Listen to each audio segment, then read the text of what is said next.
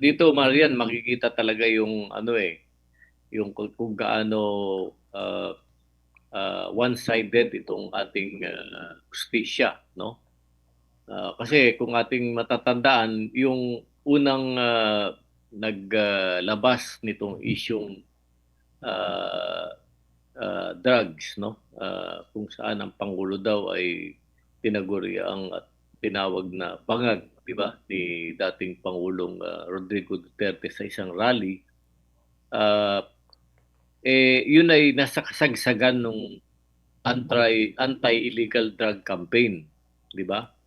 Ngayon, kung nung panahong yon meron na palang mabigat na ebidensya yung dating administrasyon, dapat nung pa man uh, pinursue yung ano sila, nag-file ng charges, no? Laban kay Bongbong Marcos, di ba? Kasi ang daming pinatay na mahihirap, no? Pero itong ang ano, tapos itong si Bongbong Marcos na sinasabi nilang meron silang ano noon, no? Sinabi mismo ni Pangulong Rodrigo Duterte, hindi man siya ginalaw, no? Habang yung maraming mga mga drug suspects lang. Sila yung mga pinatay na walang due process. So, tapos ngayon, may nilalabas naman itong kapatid, no? Of course, malinaw sa maraming tao kung bakit nilalabas ito kasi kakampi siya ng mga Duterte, ni Sara, na in case kung matanggal si kaya mapilitang mag-resign si President Bongbong Marcos, siyempre ang logical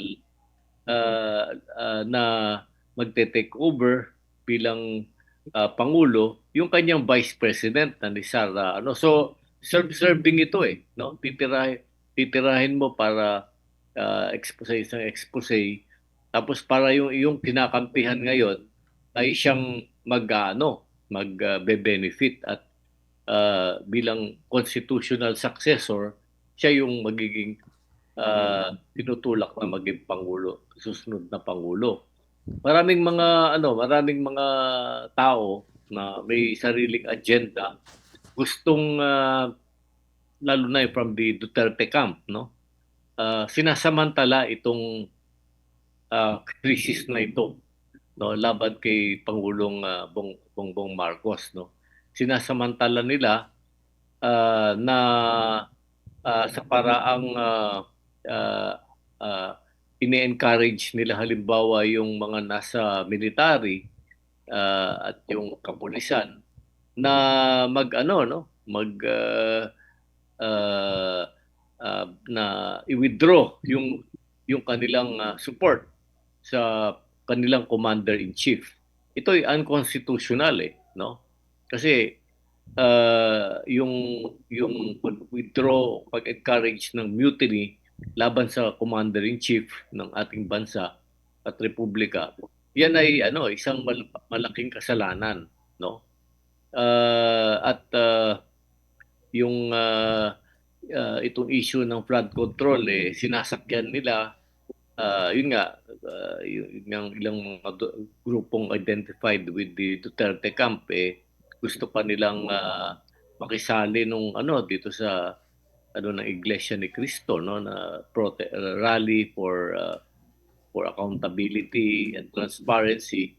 Gusto pa nila sakyan. Mabuti naman hindi sila no, hindi sila pinabayaang pumasok sa rango nitong rallies. Pero ang hindi ko gusto itong pinayagan ng Iglesia ni Cristo sa kanilang malaking mobilization at rally na pinutol na nila, no?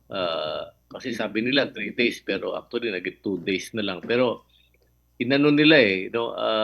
Yung ayaw ko dito yung kanilang mga speakers, mga kilalang mga uh, Duterte supporters. Halimbawa si Senator Marcoleta, no? Tapos may mga ilan ding mga pinasalita. Pati si Amy Marcos, di ba? Kasi diyan niya sa rally sinabi yung kanyang expose ukol sa pamilya niya.